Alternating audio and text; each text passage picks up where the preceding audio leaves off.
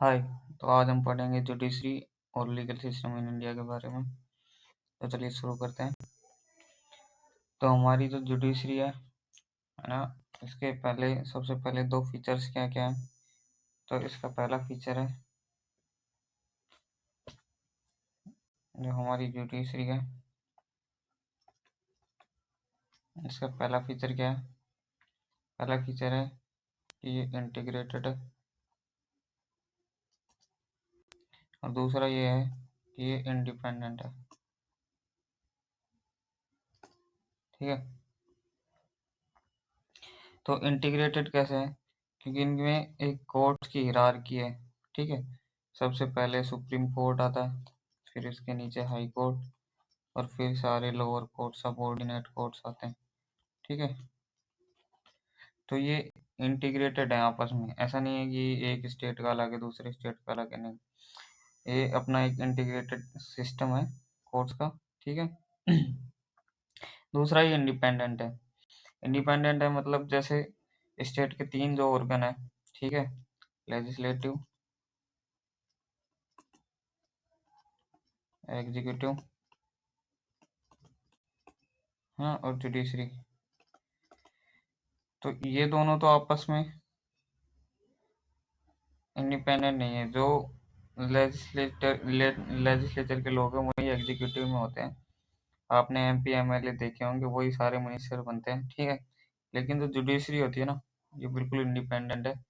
इसका कोई लेना देना नहीं है एग्जीक्यूटिव या इन लोगों के साथ। ठीक है। ये इनके काम में टांग नहीं अड़ा सकते।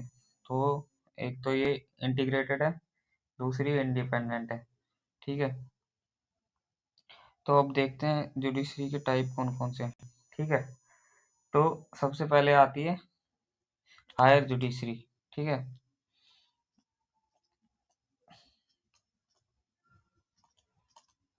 हायर जुडिशरी मतलब कि पहली बात तो इनके पास एक पावर होती है कंटेम्प्ट ऑफ कोर्ट की,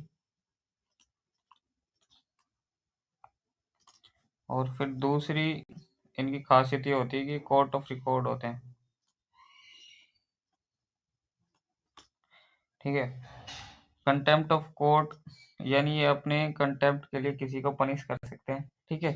और कंटेम्प्ट ऑफ कोर्ट की पावर इनको मिलती है कंटेम्प्ट ऑफ कोर्ट एक्ट 19, ठीक है, 71। तो 1971 में जो कंटेम्प्ट ऑफ कोर्ट एक्ट आया था, उसके तहत इनको कंटेम्प्ट ऑफ कोर्ट की पावर मिलती है। इसमें दो तरह के कंटेम्प्ट दिए हैं, एक क्रिमिनल और दूसरा सिविल। अब क्रिमिनल में कौन कौन से आते हैं? क्रिमिनल में वो सारे जैसे जो जज के खिलाफ होते हैं, या फिर ऐसा कि कोर्ट की इमेज खराब कर दी, ठीक है, या स्कैंडलाइज कर दिया, है ना, या डिग्निटी को लोअर कर दिया, ऐसा कोई एक्ट किया जो कोर्ट की डिग्निटी को लोअर करे, वो सारे क्रिमिनल में आते हैं। ठीक है। सिविल में आते हैं विलफुल डिसोबीडियंस। ठीक है।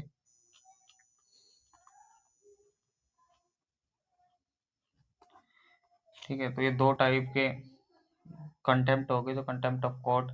ये एक सवाल आया था यूपीएससी में कि भाई कंटेम्प्ट ऑफ कोर्ट ये कॉन्स्टिट्यूशन में जो टाइप है ये इसके कॉन्स्टिट्यूशन में मेंशन है कि नहीं है? तो नहीं है, ये सीओसी एक्ट 1971 के थ्रू इनको पावर मिलती है। उसमें ही मेंशन है कौन कौन से किस किस टाइप के कंटेम्प्ट्स हैं। ठीक है। दूसरा फिर इनका इम्पोर्टेंट फीचर है कि कोर्ट ऑफ रिकॉर्ड होते हैं। ठीक है। अब आर्टिकल 129 में मेंशन है कि court shall be court of record, मतलब इनके जो प्रीवियस जजमेंट्स हैं उनको एक रूलिंग को इन सबको, ठीक है, यूज किया जा सकता है। ठीक है। यानी जो जज है, जज की जो वट एवर जज said have force of law. ठीक है। तो ठीक है। और ये कोर्ट ऑफ रिकॉर्ड दो टाइप के का लिए यूज किया जाता है, एक क्वेश्चन ऑफ फैक्ट, ठीक है, और दूसरा होता है क्वेश्चन ऑफ लॉ।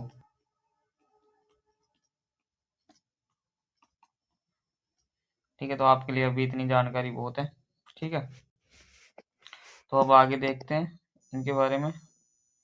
ठीक है।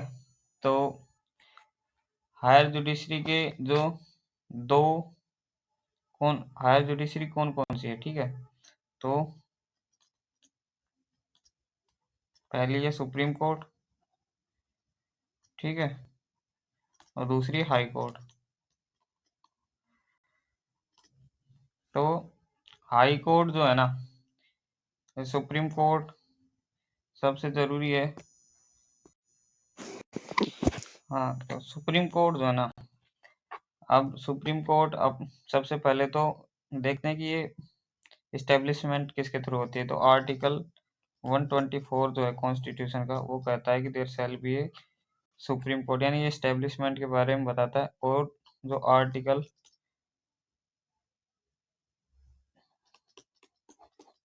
ये बताता है हाई कोर्ट के इस्टेब्लिशमेंट के बारे में। अगर आपको आर्टिकल याद ना रहे तो जो सुप्रीम कोर्ट वाला है इसमें प्लस 90 कर देना, ठीक है। तो 90 जोड़ के 214, फिर ये हाई कोर्ट का आ जाता है, ठीक है। अब आगे देखते हैं कि भाई इनके फीचर्स क्या क्या है। तो सबसे पहले तो ये देखते हैं कि जजेस के बारे में, ठीक है।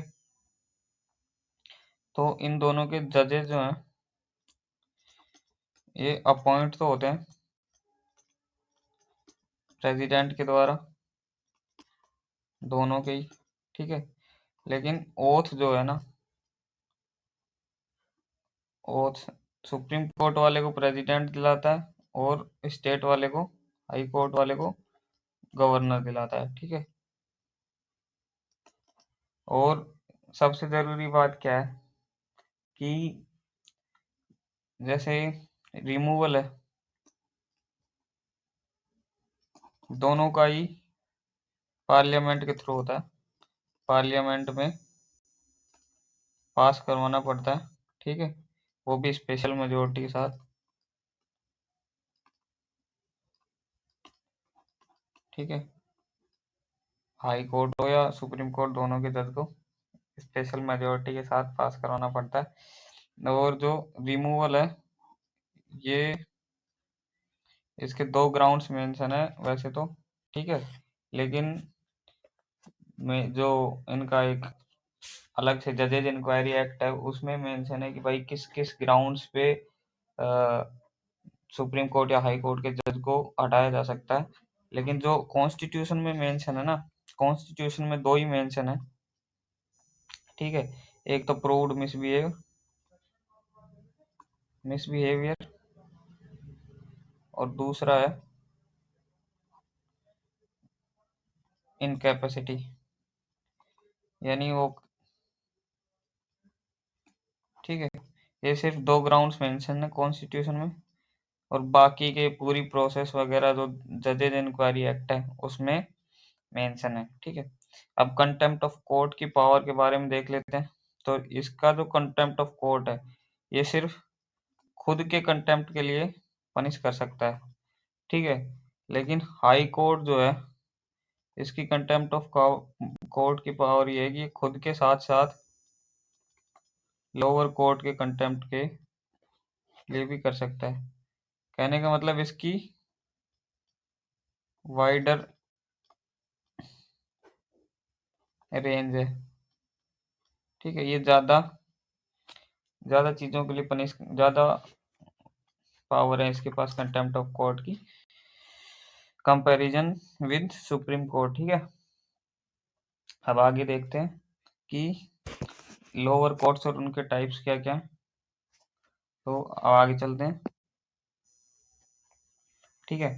लोअर जो सबऑर्डिनेट कोर्ट्स हैं उसमें आ जाते हैं भाई आपके डिस्ट्रिक्ट कोर्ट्स हो गए, ठीक है, लोकल कोर्ट्स वगैरह, ठीक है, ग्राम न्यायालय हो गया,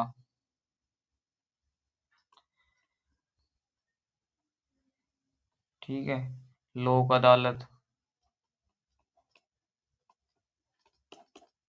फैमिली कोर्ट वगैरह,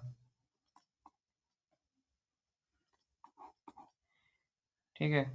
और भी बहुत सारे वो होते हैं, अगर आप गूगल पे सर्च करोगे तो आपको एक इंडियन जुडिशरी की पूरी वो मिल जाएगी। अगर आप चाहो तो मैं यहाँ दिखा सकता हूँ एक सेकंड के लिए। हाँ, तो आप थोड़ी देर के लिए वीडियो को जूम करके देख सकते हैं कि कौन कौन से टाइप के सबऑर्डिनेट कोर्ट्स वगैरह हैं ठीक है। तो ये अलग अलग टाइप में बांटा हुआ है, civil courts, criminal courts, revenue courts, ठीक है। उसके नीचे भी फिर जैसे सिविल में डिस्ट्रिक्ट जज है, ठीक है, नीचे मुंसिफ तक देख लो, फिर ऐसे क्रिमिनल कोर्ट्स हो गए आगे, है ना। तो ये एक पूरी हिरार्की है, ठीक है। ऐसे ही रेवेन्यू कोर्ट में तहसीलदार, कलेक्टर, तहसीलदार वगैरह सारे, है ना। तो ये एक पूरी इंटीग्रेटेड सिस्टम है, हिरार्की है। आप 1 सेकंड के लिए वीडियो को पॉज करके देख सकते हैं, ठीक है।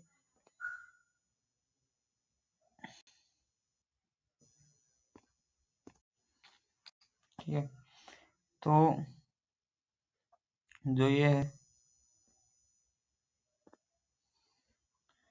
डिस्ट्रिक्ट कोर्ट है या ये लोकल कोर्ट है ना, ये सब मतलब इनको, ये सब स्पेशलाइज्ड कोर्ट है, ठीक है। एक एक काम के लिए कोर्ट होते हैं, ठीक है। तो अभी आपको जैसे दिखाया है मैंने, क्रिमिनल के लिए अलग, है ना, रिवेन्यू के लिए अलग, सिविल के लिए अलग, ऐसे काम होते हैं। ऐसे ही जैसे ग्राम न्यायालय है, ठीक है। तो ये ग्राम न्यायालय एक्ट जो था 2008 का, उसके थ्रू बनाए गए थे। ऐसे ही लोक अदालत है, ठीक है।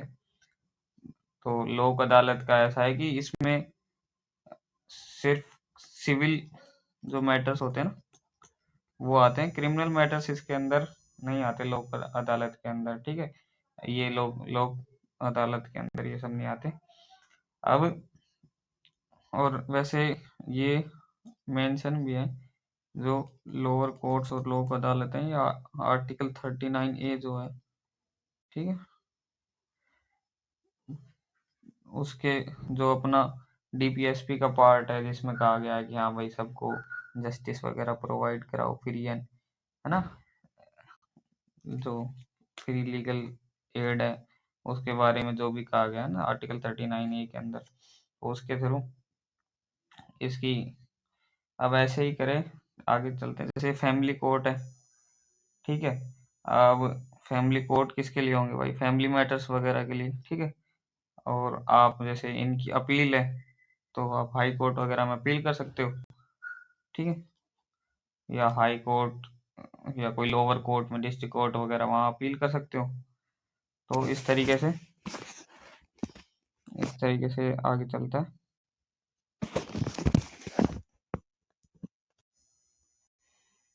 तो अब इनके अपॉइंटमेंट और रिमूवल के बारे में भी देख लेते हैं। तो अपॉइंटमेंट तो जो है, इनके जजेस जो होते हैं, उनकी अपॉइंटमेंट करता है कौन? गवर्नर। कौन करेगा? गवर्नर, ठीक है। और रिमूवल कौन करेगा? वो भी गवर्नर, ठीक है।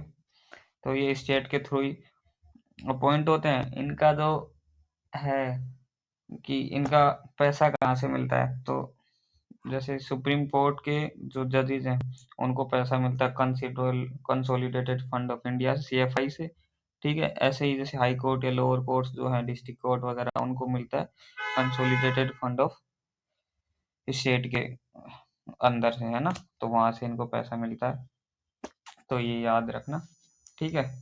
और इनके आगे अब थोड़ा सा ट्राइब्यूनल्स के बारे में देख लेते हैं, ठीक है। और ट्राइब्यूनल के बारे में देखने से पहले एक बार इनकी बारे में थोड़ा और देख लेते हैं कि क्वालिफिकेशन क्या होनी चाहिए जज की, ठीक है। तो पहली क्वालिफिकेशन तो ये कि ये सिटीजन होना चाहिए, ठीक है।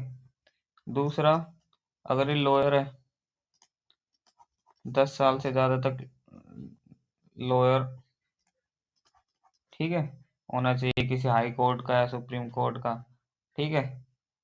और जैसे तीसरा है कि डिस्टिंग्विश जूरिस्ट होना चाहिए।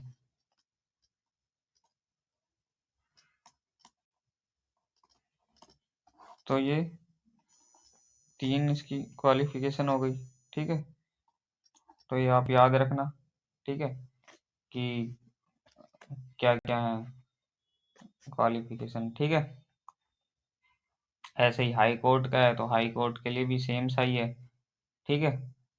और एनी जैसे कोई जुडिशियल ऑफिसर है, 10 साल से ज़्यादा कोई जुडिशियल ऑफिस उसने रखा हुआ है, तो उसको स्टेट के हाई जज अपॉइंट कर सकते हैं।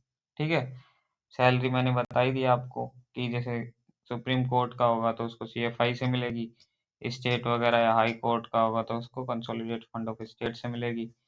तो सैलरी होगी, सैलरी और पेंशन दोनों ही। ठीक है, तो इस तरीके से आर्बिट्रेशन के बारे में अभी रिमूवल के बारे में देखते हैं।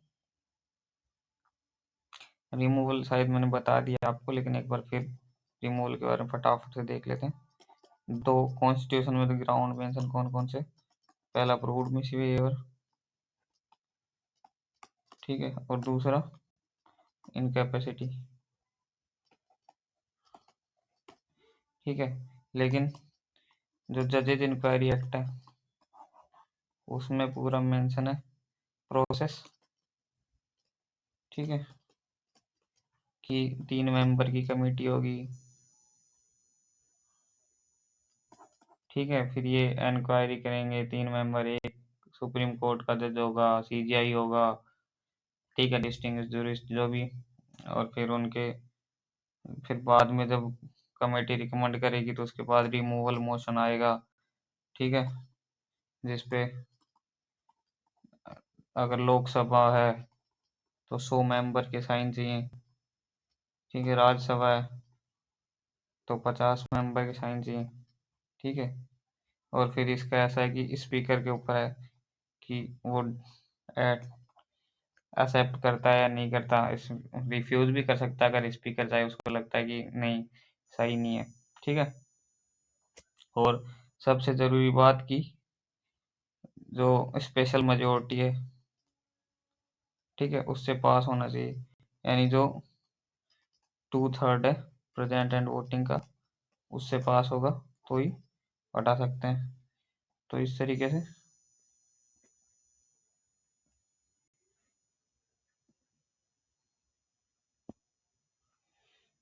तो ये इसका रिमूवल का हो गया। अब आगे चलते हैं। ठीक है, और एक दो इसके अंदर आर्टिकल देख लेते हैं। जैसे आर्टिकल अपना 137 है। ठीक है, आर्टिकल 137 जो है वो है रिव्यू पिटीशन के बारे में। तो इसमें रिव्यू पिटीशन इसी के थ्रू फाइल होती है। मतलब ऐसे लिखा हुआ नहीं है, लेकिन इसमें लिखा हुआ है कि कोर्ट अपने जज को रिव्यू करने की जो जजमेंट को रिव्यू करने की पावर रखता है। ठीक है, तो रिव्यू पिटीशन वाला आर्टिकल 137 है। ठीक है, और जैसे आर्टिकल 125 है, 145, तो उसमें लिखा है कि भाई एक कॉन्स्टिट्यूशनल बेंच होगी जो जैसे कोई कॉन्स्टिट्यूशनल अमेंडमेंट होता है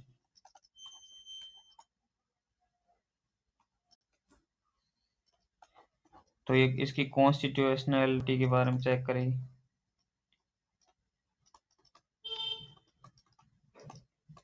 ठीक है, तो उसके बारे में एक कॉन्स्टिट्यूशनल बेंच होगी। ठीक है, ये आर्टिकल 145 में लिखा हुआ है। इसको आप ऐसे भी कह सकते हो जुडिशियल रिव्यू की पावर। ठीक है, तो ये 145 के अंदर लिखा हुआ है।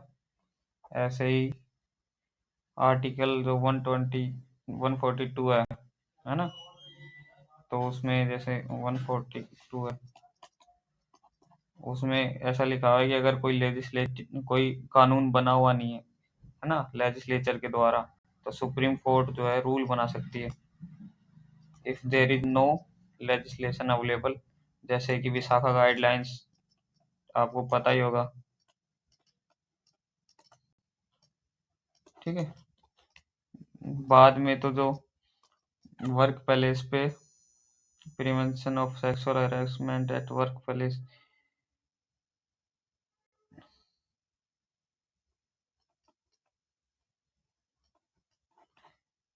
जो भी है ना, उसका सही से नाम तो याद मेरे को है नहीं, लेकिन ये एक्ट आया था prevention of sexual harassment at work palace, है ना। तो उससे पहले ना विशाखा गाइडलाइंस थी, जिसके थ्रू बाद में जब पार्लियामेंट ने पास किया तो फिर वो उसके थ्रू होने लग गई, ठीक है। लेकिन उससे पहले विशाखा गाइडलाइंस के साथ ही करना पड़ता था। तो ये सारी चीजें हैं कि कौन कौन सा वो है हर, ठीक है। अब थर्ड सारे आर्टिकल देख लिए, अब इसके बाद देखते हैं। हाँ, तो अब इसमें एक चीज और रह गई है, ठीक है, जो जजेस केस में है, ठीक है। जैसे फर्स्ट जज केस, ठीक है, सेकंड, है ना, थर्ड, ये वाले। तो इनमें क्या क्या हुआ था, ठीक है। तो इसमें जैसे प्रेसिडेंट के ऊपर बाइंडिंग है कि नहीं है, तो एडवाइस सीजीआई देता है प्रेसिडेंट को अपॉइंटमेंट से रिलेटेड, अपॉइंटमेंट ऑफ जजेस, उससे रिलेटेड जो भी एडवाइस देता है रेंडर की जाती है सीजीआई के द्वारा प्रेसिडेंट को, वो है कि नहीं है बाइंडिंग। तो पहले जज केस में कहा था कि भाई बाइंडिंग नहीं है, फिर सेकंड में कहा कि बाइंडिंग है, ठीक है। फिर तीसरे केस में कहा कि सिर्फ सीजीआई की नहीं, ना, सीजीआई प्लस एक कोलोजियम, जिसमें, है ना, दो दो या चार कितने जजेज होंगे, है ना, टू सीनियर मोस्ट जजेज या ऐसा कुछ है, तो उसके उसकी एडवाइस एक मिलके एडवाइस होम होगी। सिंगल अकेले सीजीआई अगर कोई अकेले सीजीआई अगर कोई एडवाइस रेंडर करता है तो वो मान्य नहीं होगी, ठीक है। तो ऐसे करके ये जजेस केस हैं, ये याद रखना। अब अगला चलते हैं, अब थोड़ा सा देखते हैं, अब थोड़ा सा ट्राइब्यूनल्स के बारे में देखते हैं, ठीक है। तो ट्राइब्यूनल्स जो है,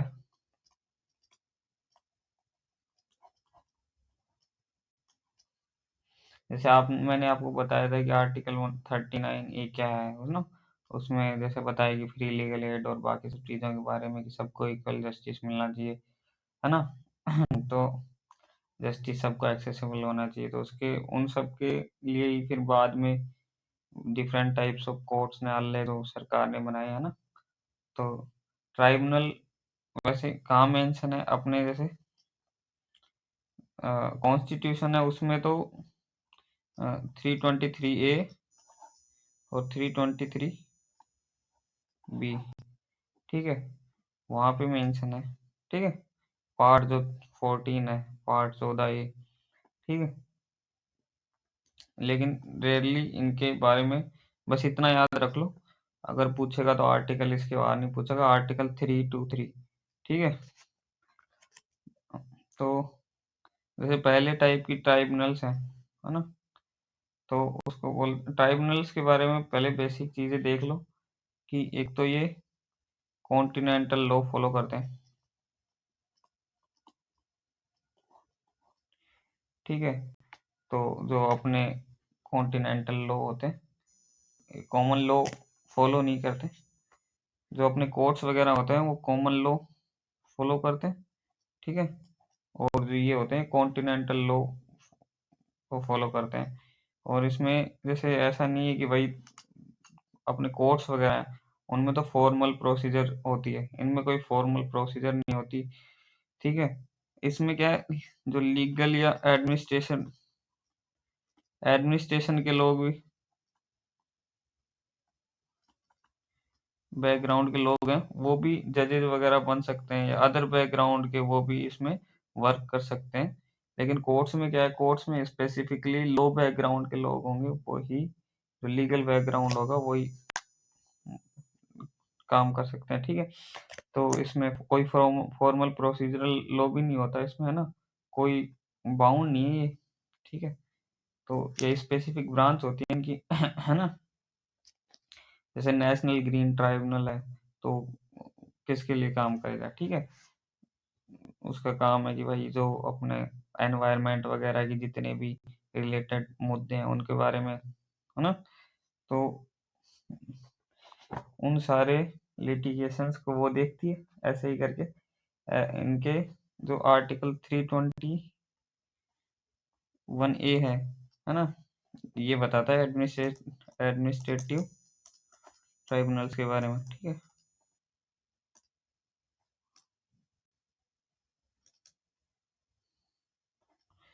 तो एडमिनिस्ट्रेटिव ट्राइब्यूनल्स ना, और बेसिकली ये एडमिनिस्ट्रेटिव डिस्प्यूट जो होते हैं ना उसको आ, वो करते हैं, देखते हैं, ठीक है, एडमिनिस्ट्रेशन के जितने भी आ, वो होते हैं, ठीक है। और जैसे एक पार्लियामेंट लॉ जो बनाती है पार्लियामेंट, उसके थ्रू एस्टेब्लिश होते हैं, ठीक है। और होते कितने टाइप के, दो टाइप के, सेंट्रल एडमिनिस्ट्रेटिव ट्राइब्यूनल, ठीक है, कैट जिसको बोलते हैं, और एक स्टेट एडमिनिस्ट्रेटिव ट्राइब्यूनल, ठीक है। और अपील, अगर वैसे तो इनकी अपील नहीं कर सकते, लेकिन अगर अपील करनी है इनकी, ठीक है, तो तुम हाई कोर्ट के अंडर कर सकते हो, ऐसा नहीं कि सीधा सुप्रीम कोर्ट पहुंच गए। ये बहुत जरूरी चीज है, ठीक है। अगर आपका फंडामेंटल राइट्स का वोलेशन होता है तो आप सीधा सुप्रीम कोर्ट जा सकते हो, लेकिन जैसे एडमिनिस्ट्रेटिव ट्राइब्यूनल्स वगैरह इनकी अपील लगानी है ना, तो फिर तुमको पहले हाई कोर्ट जाना पड़ेगा, ठीक है। और उसके बाद तो ये एडमिनिस्ट्रेटिव ट्राइब्यूनल्स के बारे में पता चल गया। और 323B जो बाकी की जितनी भी अलग टाइप की ट्राइब्यूनल्स है ना, एवरी अदर ट्राइब्यूनल, वो कौन बनाएगा, ठीक है, वो आर्टिकल 323B में मेंशन है, ठीक है। सेम कोई स्टेट लेजिस्लेचर या पार्लियामेंट दोनों बना सकती है। एडमिनिस्ट्रेटिव केवल पार्लियामेंट बनाएगी, ठीक है, लेकिन इसमें पार्लियामेंट या स्टेट लेजिस्लेचर दोनों बना सकती है, ठीक है।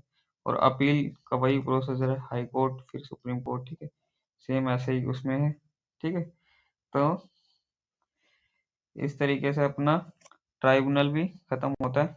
तो मेरे हिसाब से इतना सफिशिएंट रहेगा, ठीक है, इसके बाहर नहीं पूछेगा कुछ भी, तो इसको खत्म करते हैं।